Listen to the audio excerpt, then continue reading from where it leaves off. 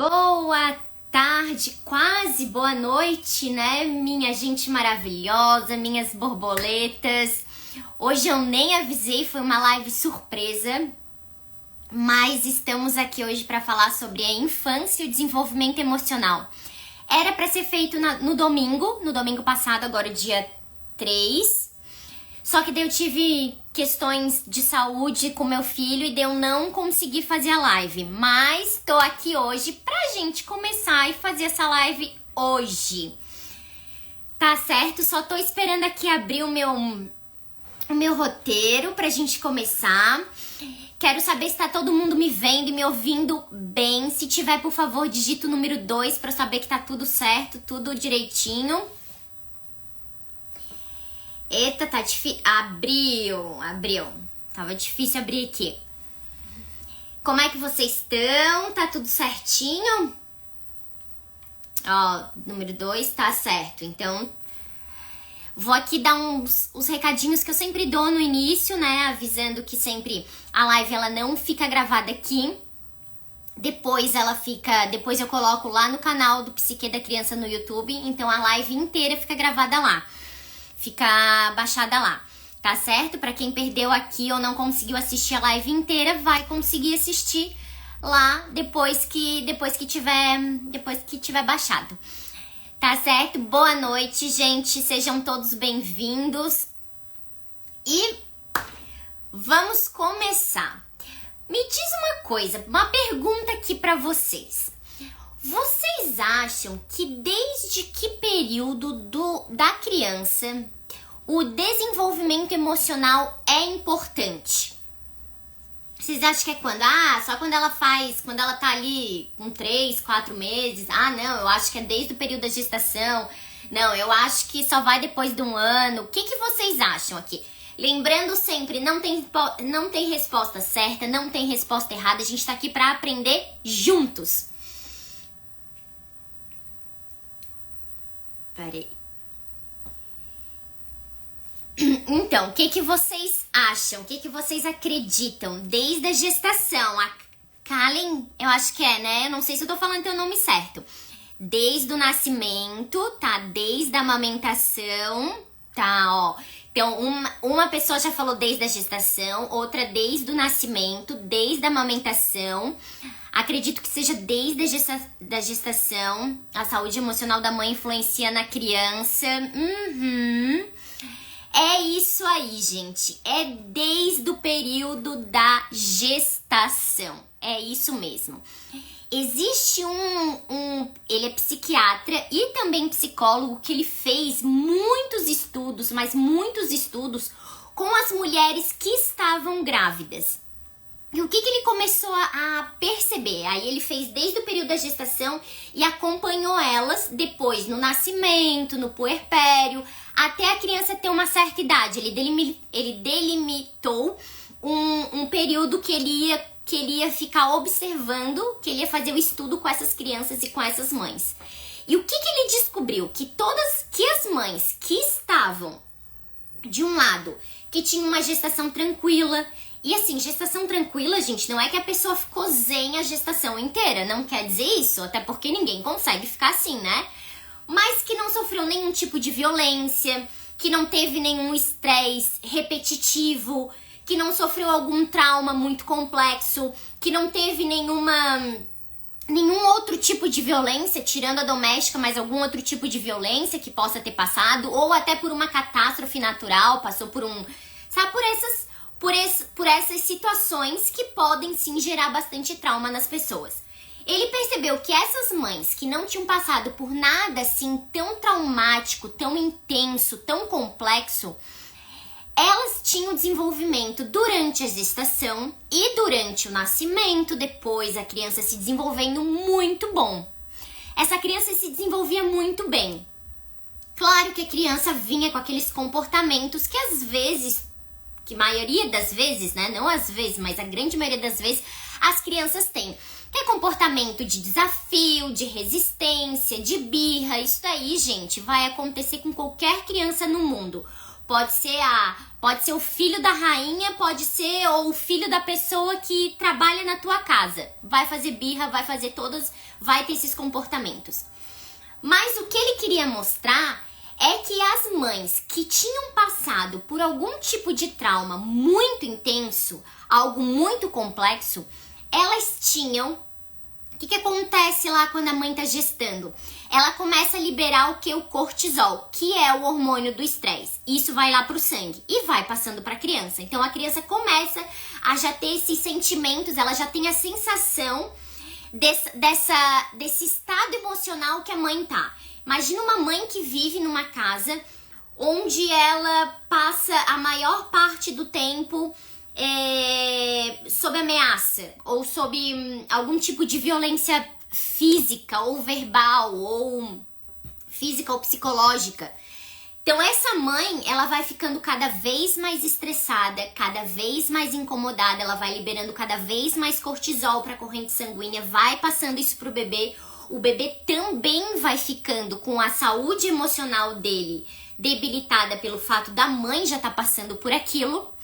E aí, o que ele conseguiu comprovar? Que essas crianças, mais lá na frente, elas tinham comportamentos que não estavam naquela curva de naturalidade das crianças, mas que elas começaram a ser mais agressivas, tinham um comportamento mais hostil. Então, elas mudaram o comportamento pelo fato, lá do período da gestação, o que tinha acontecido com a mãe.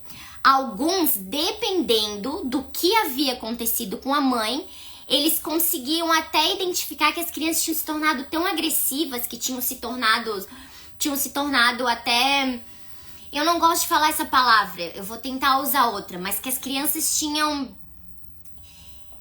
algum transtorno até de personalidade, tá? Por muita violência desde o período da gestação.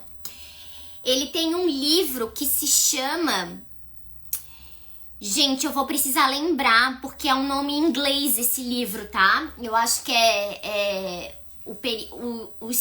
os sentidos ou os sentimentos, as emoções da criança não nascida, que é a criança que tá ainda no período da gestação.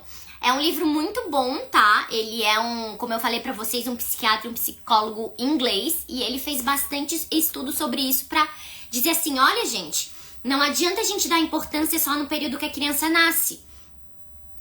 Porque vai contar, claro que vai, mas a gestação também é importante. A mãe precisa se cuidar durante esse período. A mãe precisa saber o que está acontecendo durante esse período, em que ambiente ela está, sob qual influência que ela está e como ela está se sentindo durante esse período para não estar passando tudo isso para a criança.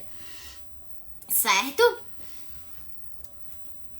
Então, infância e desenvolvimento emocional. Então, gente, para quem respondeu aqui, né, que era desde a gestação, desde o nascimento, desde a amamentação, tudo isso é correto. Mas a gente sempre tem que pensar, a partir do momento que a gente entende que a mãe está gestando, ela tem que saber que ela precisa, a partir desse momento, começar a se cuidar psiquicamente, emocionalmente, não só fisicamente. Porque quando a mulher fica grávida, o que acontece? Ela fica muito mais focada no cuidado físico. Se a criança tá bem fisicamente, se tá tudo certinho, se ela tá respirando, se tá tudo indo bem na gestação. Mas ela esquece desse outro lado, da parte emocional. Como eu falei pra vocês, a mãe não vai ficar zen a gestação inteira. Claro que vai passar um estresse, às vezes vai brigar com alguém, vai ter algum conflito. Mas isso também é normal, gente. Isso vai acontecer. Não quer dizer que a mãe não possa passar por nada disso, tá certo? Então, ó, a importância das experiências na infância tem um valor muito intenso na vida adulta. Como a gente vive falando aqui, né? Que não adianta a gente querer separar o que me aconteceu na infância, não me influencia em nada. Mentira, influencia sim e muito. Você pode não estar consciente disso, mas inconscientemente ele está te influenciando.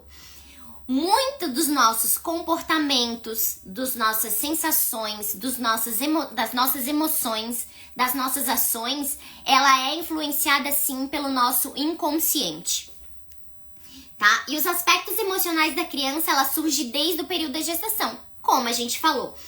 Ali no nascimento, o que acontece? A criança já começa a ter os seus instintos, que é o id. Lembra que eu sempre falo, o id é aquele que quer gratificação, satisfação, desejo, vontade, ele quer tudo na hora.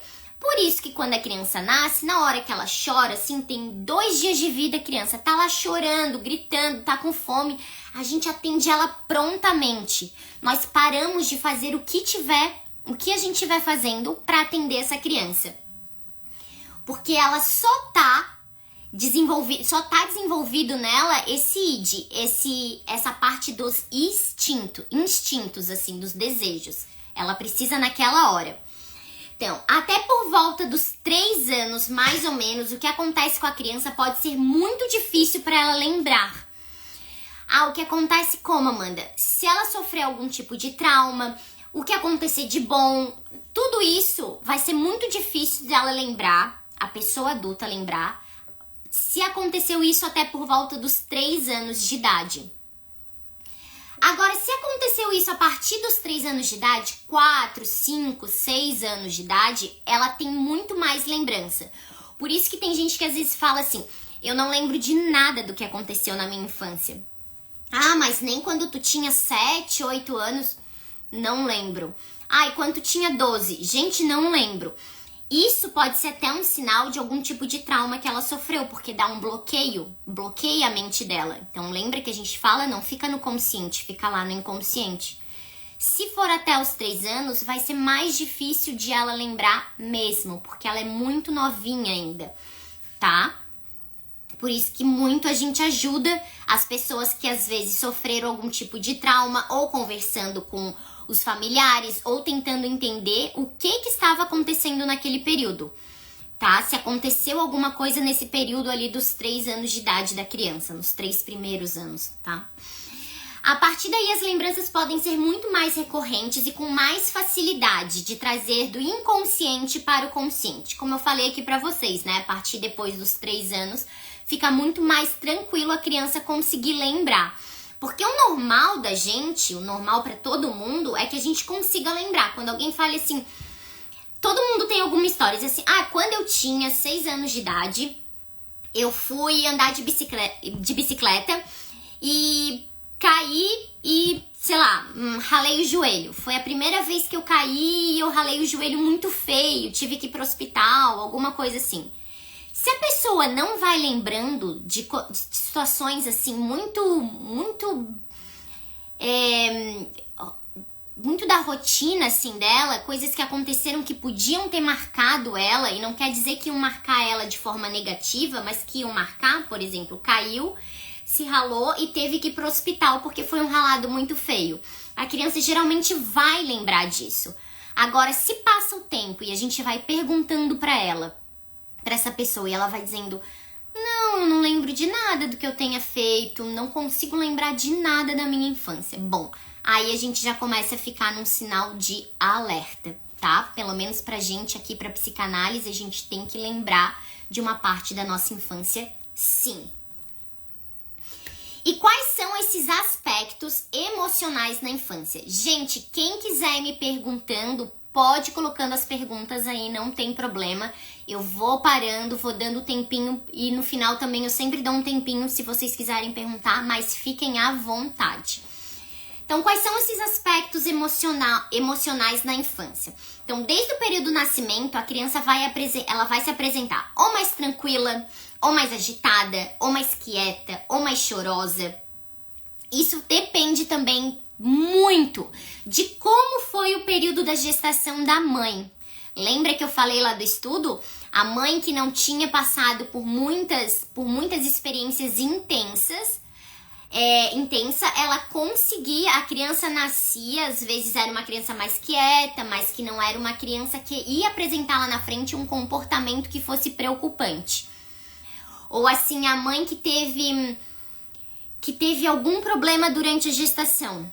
teve medo de perder o bebê, teve algum trauma de perda, de rejeição, alguma coisa desse tipo, a criança pode vir sim um pouco mais chorosa, um pouco mais apegada, sabe? De não conseguir ficar longe da mãe o tempo inteiro. Então isso pode acontecer. Então, depende muito desde o período da gestação, das emoções, das sensações, das experiências e das situações que ela passou, a mãe passou, pra gente poder saber como que essa criança agora tá tendo esse temperamento, tá tendo esse comportamento. Por isso que quando a gente vai fazer uma análise com a criança, a gente chama os pais chegam e a gente fala assim, me conta desde o período da tua gestação. Mas assim, eu não quero saber desde o período da tua gestação, desde os 5 meses. Não, eu quero saber desde o período que teve assim, que tu acha que teve a concepção e que tu descobriu que tu tava grávida. Como que foi todo esse processo? Amanda, isso é importante? É importantíssimo, gente. Porque o pai e a mãe, eles também, ou eles desejam, ou eles não desejam essa criança. Então, como essa criança nasceu, como essa criança tá vindo? Ela tá vindo sendo desejada ou não desejada? Ou aquelas mães, muitas vezes, que nem sabem que estão grávidas. Sabe esses casos, às vezes, que tem que a mãe vai pro hospital com uma dor de barriga, com alguma coisa, e de repente, olha, mas tu tava grávida, alguma coisa desse tipo. Ou mães, às vezes, que tentam, que podem ter abortado espontaneamente e depois, numa próxima gravidez, a mãe pode ter um outro sentimento, um sentimento de perda, de insegurança, porque ela já teve uma perda na primeira gestação. Deixa eu só, antes de eu continuar, alguém perguntou aqui alguma coisa, deixa eu ver, a Jéssica. Perdi a minha mãe com 5 anos e não lembro nada da minha infância. Isso pode ser algum bloqueio emocional? Pode sim, Jéssica, tá? Pode ser pelo fato de ter perdido tua mãe, pode ser pelo fato de como que você viveu a partir desses 5 anos. Por exemplo, com quem você foi viver, como você viveu, como eram as suas experiências, como era o seu tratamento, como te tratavam, quem ficava com você. Tudo isso pode te ajudar, tá? Eu não sei se tu consegue ter acesso a isso, a perguntar, ou de repente pro teu pai, ou pra tua avó, vamos dizer, pra mãe da tua mãe, né? Perguntar o que foi acontecendo, mas isso sim pode ser um sinal de bloqueio emocional, sim, tá? Principalmente porque perde a mãe muito nessa fase aí, muito nova, né? As crianças estão ligadas com a mãe até os 7 anos. Não que estão naquela fusão, mas estão muito ligadas ainda, conectadas emocionalmente com a mãe. Então, sim, você perdeu a sua mãe numa fase que você ainda estava muito conectada com ela, emocionalmente. Bom, o bebê, se ele for bem cuidado, se ele tem um suporte emocional e físico também, não só o emocional, receptivo. Como assim receptivo?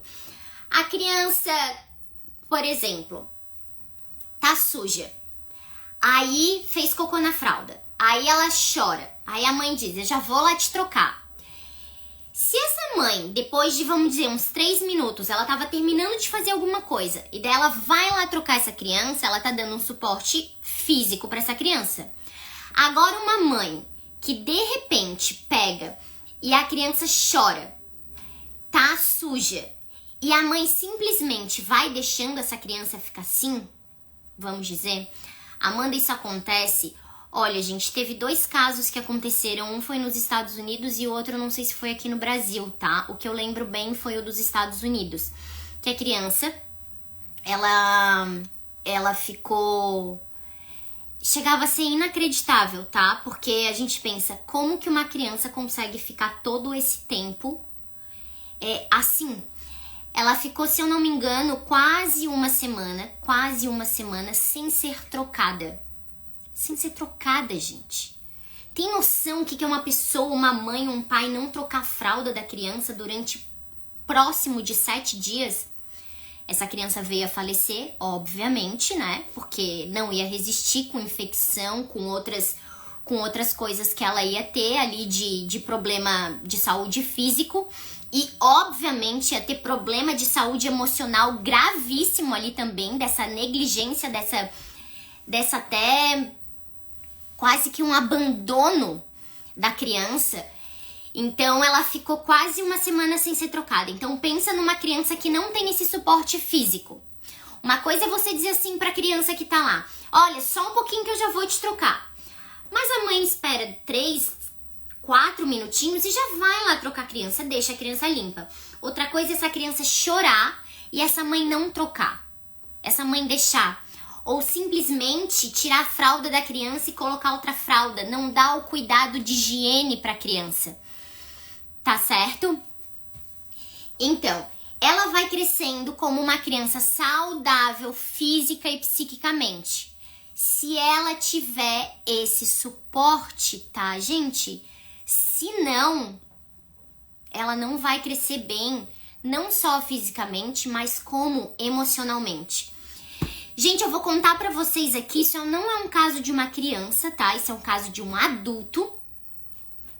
Foi um caso que eu vi até numa como é que é? Não foi num fórum, foi num canal do YouTube.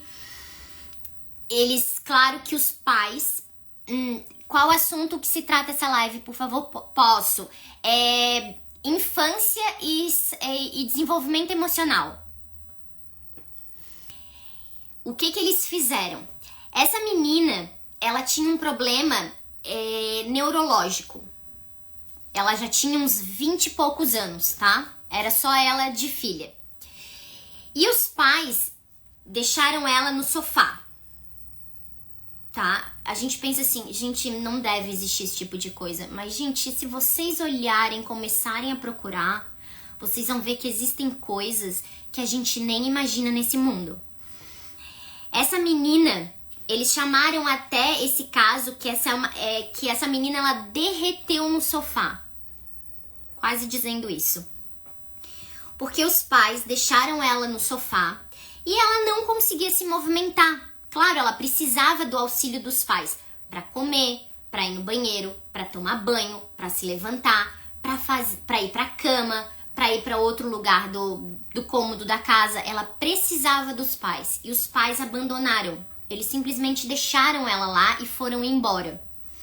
Claro que depois de um tempo os vizinhos começaram a sentir o odor que estava vindo da casa, porque a menina estava apodrecendo, gente. Aí ligaram para a polícia e encontraram, obviamente, a menina já tinha falecido. Foram atrás dos pais, claro, foram tirar exame de DNA, tudo isso, foram atrás dos pais. Os pais foram presos.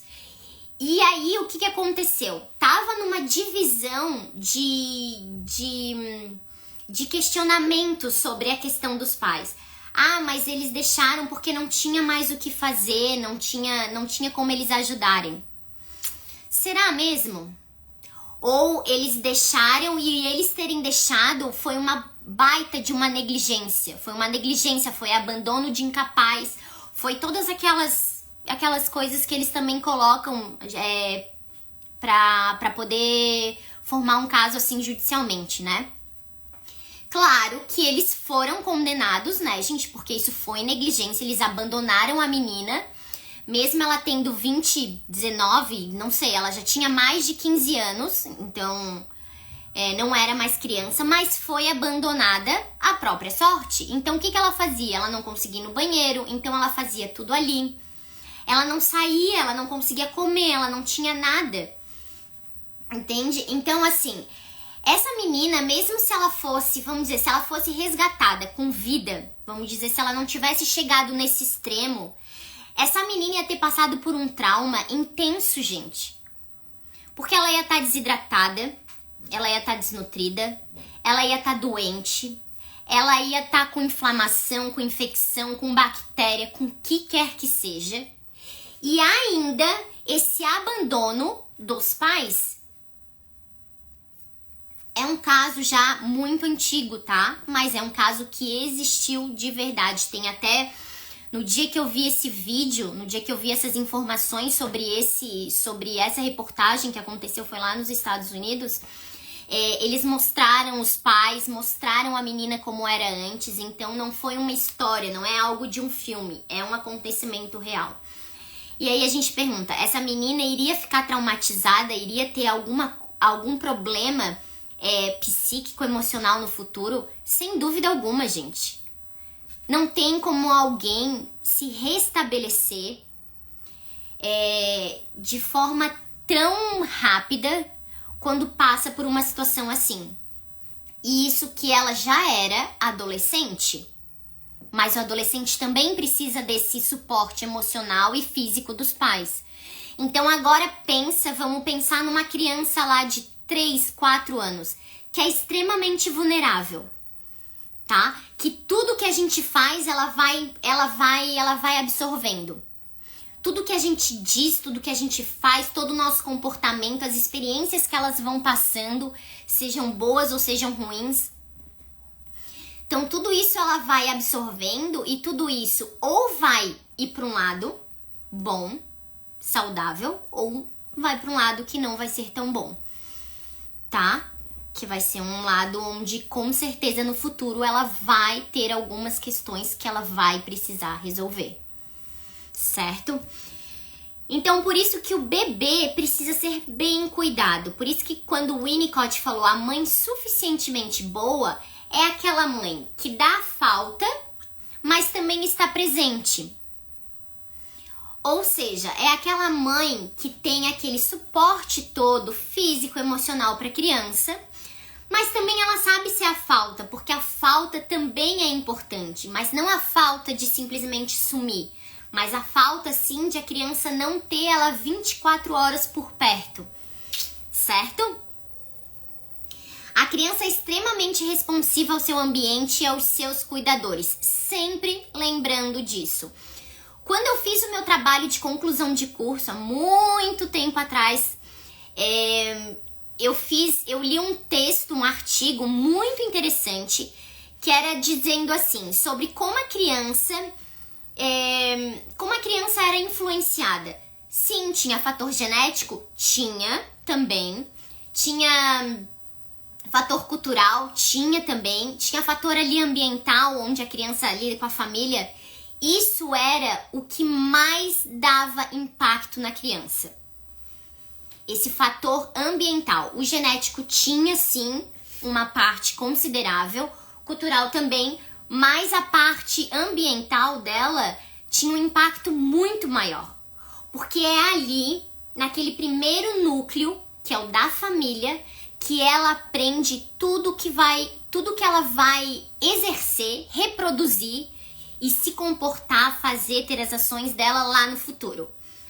Antes de eu continuar, vou ver o que a Val aqui escreveu. No caso de 3 crianças abandonadas em questão de cuidado e afeto, o que pode acontecer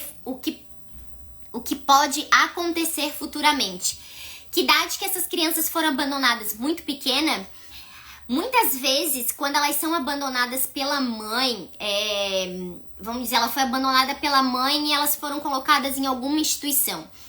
Elas vão ter o cuidado físico, mas aquele cuidado emocional não vai ser tão intenso como se ela tivesse a mãe ou o substituto da mãe, tá? Uma substituta da mãe, uma mãe adotiva, o que for, ou a avó, que seja mãe da mãe. A gente fica sempre pensando que esses casos de abandono por parte materna, a criança pode ter no futuro alguns comportamentos delinquentes pela questão do abandono. Por que acontece isso?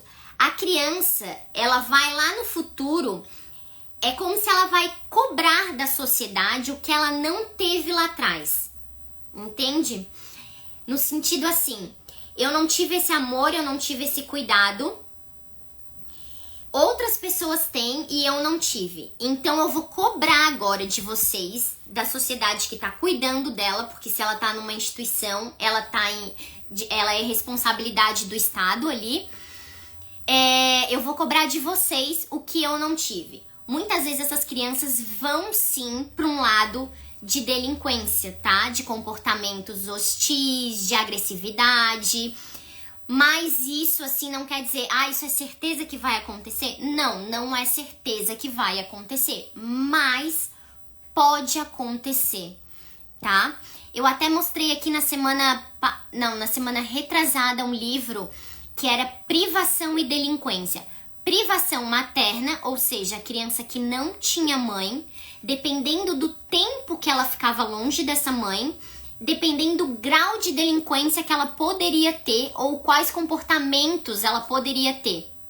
Então, uma criança, às vezes, que fica longe da mãe durante uns 3 meses, ela pode ter um comportamento hostil no início, mas quando a mãe volta, ela precisa se reorganizar psiquicamente para continuar essa ligação com a mãe.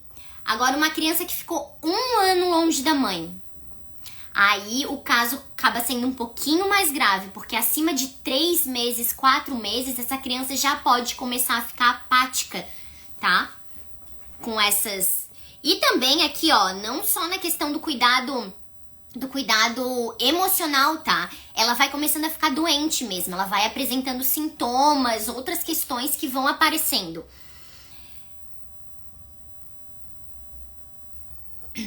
Tá?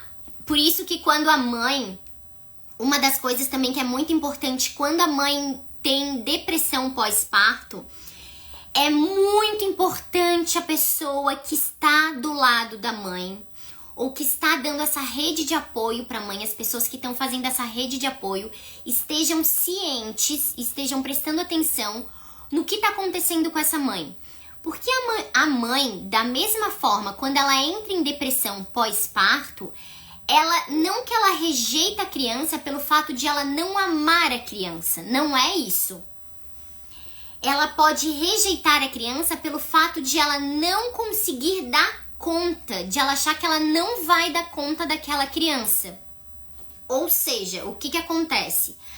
A mãe pode se esforçar ao máximo para tentar cuidar, mas ela sente que tudo é muito insuficiente o que ela tá fazendo. Então, por isso que quem tá perto tem que estar atento, porque a mãe precisa sim voltar pro médico, voltar na obstetra, ia falar errado, voltar na obstetra, conversar com ela, se precisar tomar medicamento, vai ter que tomar. Depressão pós-parto não é brincadeira, tá? Não é frescura, não é nada disso. É muito sério e isso sim interfere na mãe e na criança. A gente tem que parar de ficar dizendo que quando a mãe ganha o filho, isso é uma das coisas assim que quando alguém chega pra mim e fala, uma das coisas que eu fico mais irritada, assim, é dizer, acabou de ganhar o filho, tem que estar super feliz, tem que estar, né, tem que estar sorrindo, tem que estar maravilhosa, era isso que queria. Sim, gente, era isso que queria, mas não sabia por tudo que ia passar.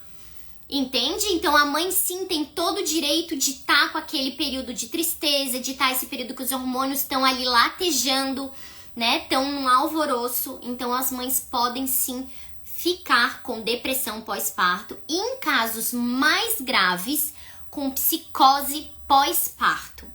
Aí é um assunto um pouco mais delicado e que tem que ser tratado daí com o psiquiatra, tem que tomar medicamento da mesma forma que a depressão. Mas tem que ter alguém junto com essa mãe e com esse bebê. Essa mãe não pode ficar sozinha com o bebê, certo? Por que ela não pode? Porque se ela tiver um surto psicótico, ela pode fazer alguma coisa para a criança. Amanda, vai fazer de propósito? Não, gente. Quem entra num surto de psicose pode fazer qualquer coisa. Bom, quem já viu Psicose?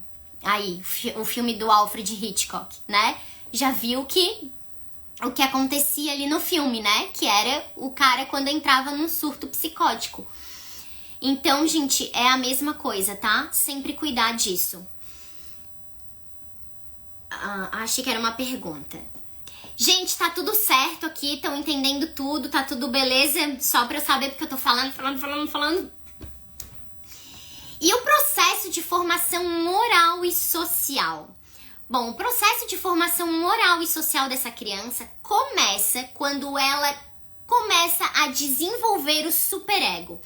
Amanda, o que é o superego? Lembra que a gente falou várias vezes, eu acho que eu fico até martelando nisso, que o superego, ele é o herdeiro do complexo de Édipo?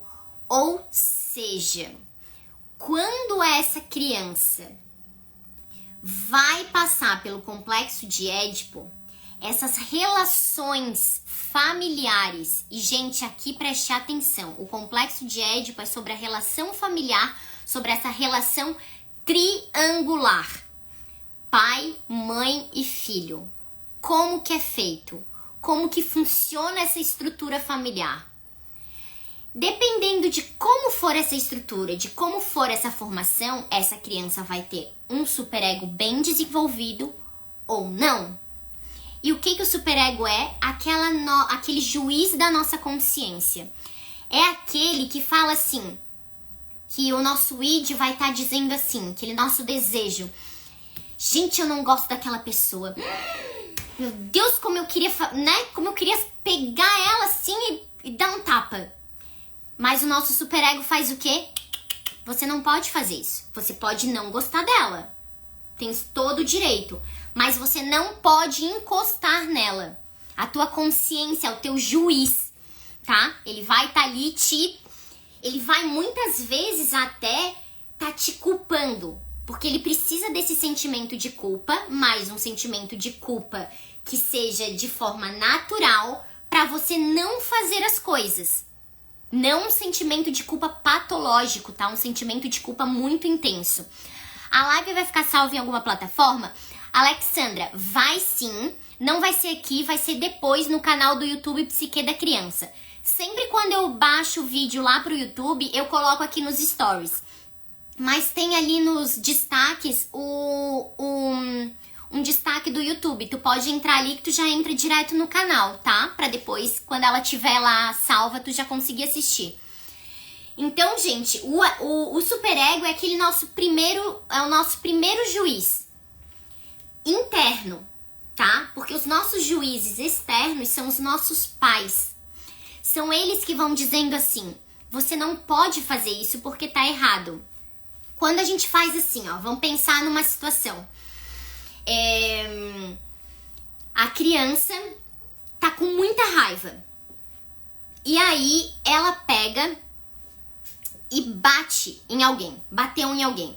Aí o pai e a mãe, ou o pai ou só a mãe, independente de quem for, vai dizer, você não pode fazer isso. Eu não admito que você bata, porque você vai machucar alguém, tá?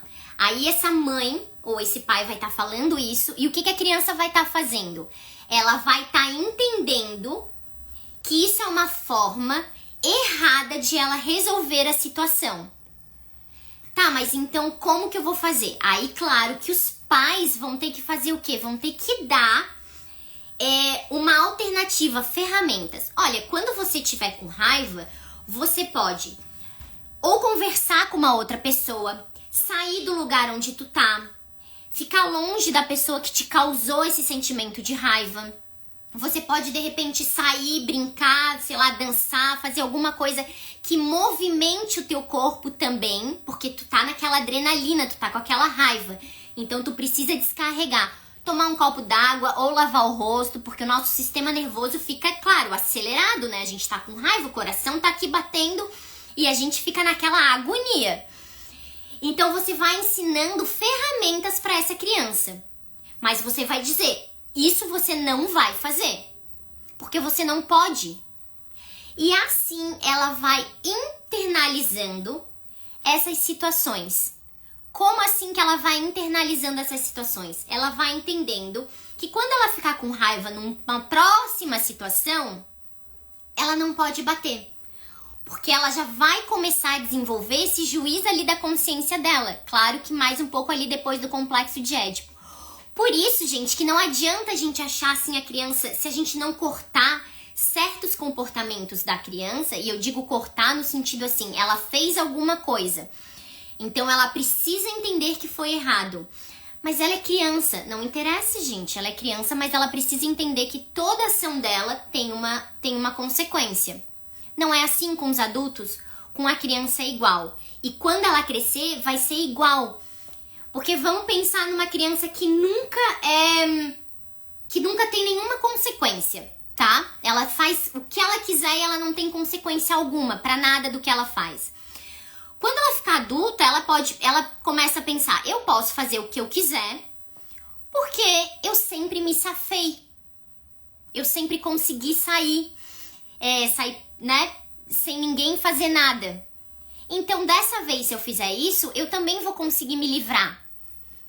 E assim ela vai fazendo coisas erradas e aí, gente, o controle já era. Porque ela já é adulta, ela já desenvolveu o superego dela, ela não tem essa consciência, ela não tem esse juiz ali da consciência, né, querendo dizer. Então, por isso que sim, a gente precisa ter esse pedacinho de culpa, sim. O superego, ele deixa a gente ficar com essa parte de culpa.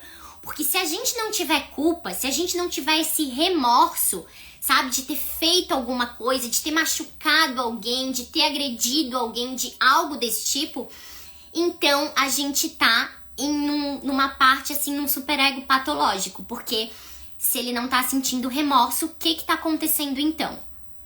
Daí a gente vai chegar quase nos casos das pessoas que são sociopatas, psicopatas, que têm transtorno de personalidade antissocial, todas essas coisas, porque elas não têm isso desenvolvido, elas não têm culpa, não sentem culpa, remorso, nada disso. Tudo é muito frio, né? Então, nós somos apresentados ao superego pelos nossos pais, como eu falei aqui pra vocês. A criança, o primeiro juiz da criança, é que juiz, gente, não é no fato, assim, de mandar, de obedecer, de ser aquela coisa impositiva. Mas o juiz no sentido, assim, como tua consciência não tá desenvolvida, teu superego não tá desenvolvido, eu tô aqui pra te ajudar agora. Então, eu vou te dizer o caminho certo e o caminho errado. Tá tudo bem, às vezes, a gente errar. Mas se errarmos, a gente pode fazer algo pra consertar. Porque também a gente vai errar durante a vida. Então, a criança também tem que ter esse suporte. Então, a partir da educação, dos valores, das experiências e principalmente dos exemplos que internalizamos. O que é certo, o que é errado, o que é bom e o que é ruim em relação aos nossos pais. Porque é com exemplo também que a gente vai aprendendo. Então, a gente vai olhando muitas vezes o que esses pais... A criança vai olhando o que o pai vai fazendo. O que a mãe vai fazendo. Então, vamos dizer o seguinte. Essa família tá num restaurante, tá? E aí, ela chama o garçom, chama a pessoa que vai atender ela lá na mesa. E ao invés de ela ser uma pessoa gentil, agradecer, né, falar de uma forma tranquila, ela começa a ser uma pessoa muito grossa. Começa a destratar essa pessoa. Essa criança que tá aqui do teu lado, ela tá vendo o que tu tá fazendo. Ela tá percebendo exatamente todas as coisas, como tu tá falando, como tu tá tratando. Só que os meus pais, o pai, né, dizendo assim, o pai e a mãe pra essa criança, é assim, o exemplo máximo. Então, assim, gente, se eles fazem, não tem problema eu fazer. Porque é assim que eles tratam as outras pessoas. Então, eu posso reproduzir. Por isso que a gente, muitas vezes, reproduz o que os nossos pais fizeram. E daí a gente começa a pensar, mas é errado. A partir do momento que a gente começa a pensar, não, gente, isso é errado. O que eles fizeram, por exemplo, muitos pais falam, eu acho super errado bater na criança. Eu apanhei, mas eu acho errado bater e eu não bato. Essa pessoa tá tomando consciência e dizendo assim, olha, os meus pais fizeram isso. Eu não tinha, naquele momento, eu não tinha como racionalizar que aquilo era uma coisa ruim, não deveria ter sido feita. Mas hoje, como mãe, como pai, como cuidador, o que quer que seja, eu consigo entender que aquilo é muito prejudicial hoje para a criança. Até porque a gente tem milhares de estudos sobre isso. E aí, a infância, deixa eu ver, essa é a última parte, gente. A infância, ela é o tempo mais importante do desenvolvimento humano.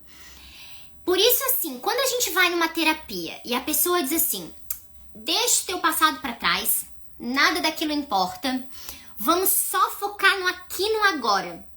Só no presente, no que tá acontecendo agora na tua vida, nesse teu ano, ou nessa tua linha de vida aqui dos 20 aos 23, vamos dizer. E vamos esquecer tudo o que aconteceu lá atrás. Gente, isso vai dar muito certo? Óbvio que não. Porque essa pessoa vai trazer milhões de crenças, milhões de experiências, de tudo o que aconteceu com ela durante a infância. Então, muitos comportamentos que ela pode estar tendo hoje, Por exemplo, eu tenho hoje 25 anos e eu tô tendo comportamento que eu não sei da onde que tá surgindo. Bom, então a gente vai investigar, mas a gente vai investigar cavando bem fundo. A gente vai cavar, a gente vai desenterrar muita coisa.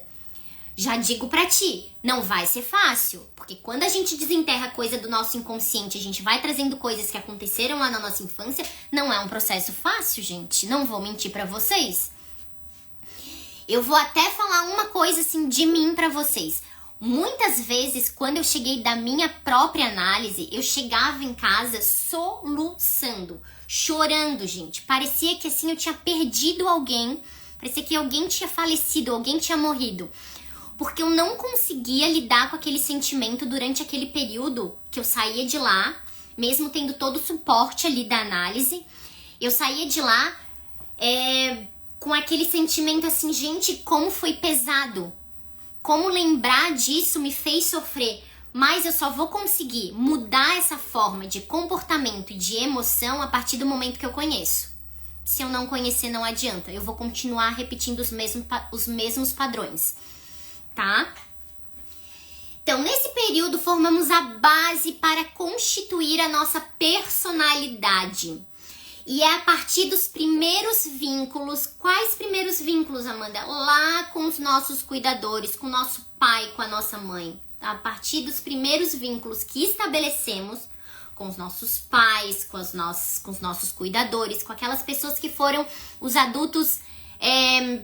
os cuidadores primários que a gente diz, que são os mais importantes, é que construímos as nossas relações futuras. Então, muitas vezes a pessoa tem algum problema de relacionamento lá. Meu Deus, mas eu só me envolvo com homens que são assim. Por que será? Ou a pessoa só se envolve com um homem que de repente é muito violento. Por que será? Porque ela gosta? Não, né, gente? Porque ela tá sofrendo e ela tá dizendo, eu não consigo me desvencilhar, me separar dessa relação. Porque eu vou falar uma coisa aqui pra vocês. Por mais que a gente tenha vivido uma infância caótica, uma infância horrível, quem viveu assim... Essa infância que a gente viveu, sendo caótica, sendo horrível, sendo maravilhosa, é o que a gente tem de exemplo. É o familiar. O estranho é ao outro lado. Então, para quem tá no caos, quando olha a calmaria, não acha que aquilo ali é uma coisa normal. Ou começa sempre a pensar assim, tá, mas será que existe isso mesmo? Será que tem como ter uma família de uma outra estrutura? E o que a gente faz? A gente procura o que é familiar. Como assim, Amanda? Nas nossas relações. É claro que a gente vai procurar o que é familiar pra gente. Entendeu? Então, assim, se eu tinha um pai que de repente era um cara muito ausente, ou que sumia de vez em quando, sabe? E voltava. Eu posso sim. Como é que é a palavra? A gente tava com a palavra até aqui. Até agora. Não é puxando, é atraindo. Estou atraindo, sim, relacionamentos onde os homens possam vir a me abandonar.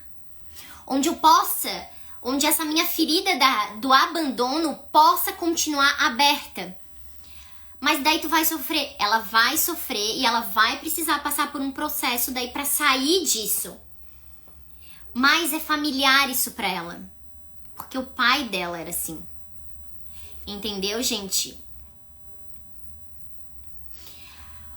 A Val aqui falou, aos 5 anos, lembro de uma pisa muito grande que levei, não entendi pisa, é tipo uma bronca, uma surra, alguma coisa assim, por causa de um homem que me pegava no colo e me dava bombom. E o homem que te pegava no colo era uma pessoa conhecida? Lembro de uma pisa, eu não entendi só o que é o pisa, talvez, não sei se a gente... Também nas regiões aqui do Brasil a gente fala cada coisa uma coisa diferente, né? Mas tu me explica aqui o que seria essa pisa que daí eu vou entender. Mas o que eu entendi daqui do que tu colocou, né? Do que tu compartilhou aqui com a gente. Uma surra, tá? Então foi o que eu tinha interpretado. Aos 5 anos, lembro de uma surra muito grande que levei por causa de um homem que me pegava no colo e me dava bombom. Pois é, mas aí tu pergunta assim, por que a criança leva surra? Por que a criança foi a culpada? Entende? Porque a criança foi pro colo. Gente, é claro que a criança vai. Tu oferece um bombom, oferece um chocolate. Se essa criança não estiver bem instruída, bem orientada, o que ela vai fazer? Ela vai.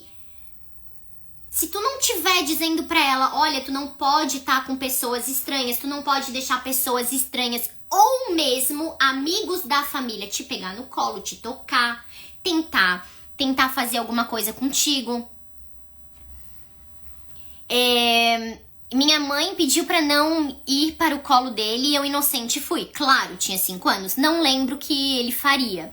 Tá, o que ele fazia, mas tu foi pro colo dele. Claro, o que tua mãe tinha que ter feito era ter chamado a atenção do cara, ter dito não, ela não vai pro teu colo. Né? Pra começar. E não ter te punido por isso. E ter feito o quê? Ter te chamado e ter te orientado. Eu falei aqui pra vocês e vou dizer mais uma vez, porque, Val, essa tua história me lembrou um filme muito bom que tem no Prime, no Amazon, que é um filme que se chama Inocência Roubada. É uma mulher adulta, é um filme francês, se eu não me engano. É uma mulher adulta que está indo para uma terapeuta. E ela chega na terapeuta e começa a dizer o que aconteceu com ela. E a terapeuta fala assim, eu não sei se eu vou dar conta. Então eu vou te passar para uma outra pessoa. E daí ela falou, se tu me passar para uma outra pessoa, eu não vou falar nada da minha vida. Eu vou continuar com esse trauma pelo resto da minha vida. E a história da menina é exatamente essa. Ela tinha uns 7, 8 anos, mais ou menos. E ela era abusada pelo amigo da família. Era um cara muito amigo? Era, gente. Era muito amigo. Ele tinha filho? Ele tinha filhos. Ele tinha filhos da idade dela. Tinha filhos menores. Tinha esposa. Era casado. Era um amigo que a família deixava essa menina passar férias e viajar. Entende?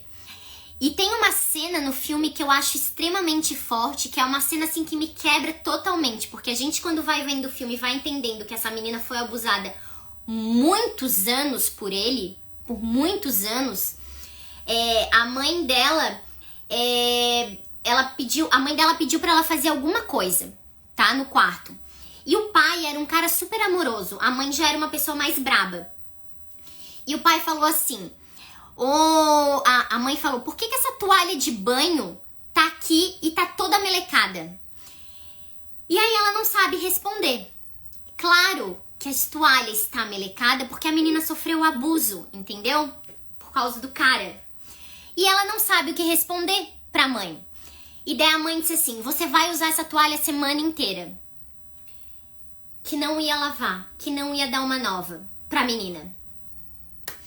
Aí, o que o pai faz? Quando a mãe sai, o pai diz, tá suja essa toalha, a gente coloca pra lavar e a gente pega uma nova. Nisso, a mãe volta porque tinha acabado de falar com esse abusador, que era o amigo da família, porque ele tava convidando a menina pra passar um final de semana lá nas montanhas, junto com a família dele, com os filhos, com a mulher. E a menina falou, e ela perguntou pra menina, você quer ir com ele? Você quer ir com eles? E ela fala, não, eu não quero.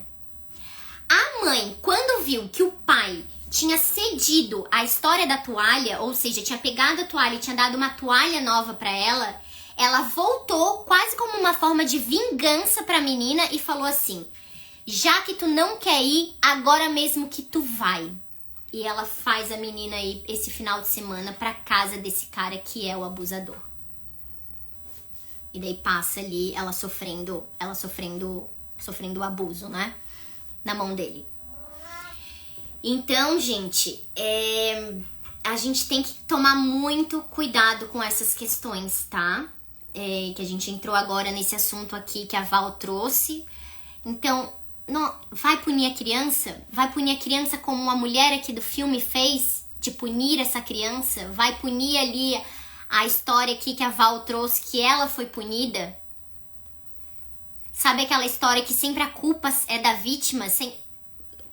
O nome do filme, Gleide, se chama Inocência Roubada. É uma menina, a capa do filme, tá? Pra quem não... Inocência Roubada, a capa do filme é uma menina loirinha, bem loirinha, assim, polaquinha mesmo. Com uma tarja na boca, mais ou menos. Aí eu não sei se tá escrito Inocência, alguma coisa assim, tá? É um filme muito bom, Inocência Roubada, no Amazon Prime. Vocês vão encontrar. Tá certo? Excelente filme, recomendadíssimo. Mas assim, senta, respira e tenha fôlego. Porque, gente, eu saí acabada do filme. E quando eu digo que eu saí acabada é porque, assim, ó... Se eu tava de rima, eu fiquei um panda. De tanto que eu chorei no filme. Mas a gente começa a perceber como essas coisas... Quantas crianças, exatamente, era isso que eu ia dizer, Val. Quantas crianças não passam por isso? E os nossos pais, às vezes, que deveriam proteger, não protegem ou não acreditam, ou as crianças são ameaçadas, ou milhões de coisas que vai acontecendo. Entende? Então a gente também precisa orientar as crianças o tempo todo. Tá certo? Gente, essa foi a nossa live de hoje do desenvolvimento emocional, da infância e desenvolvimento emocional. Vai ficar depois gravado lá no canal Psique da Criança. Quem perdeu ou quem não conseguiu assistir tudo vai estar lá disponibilizada. Espero que vocês tenham uma excelente semana.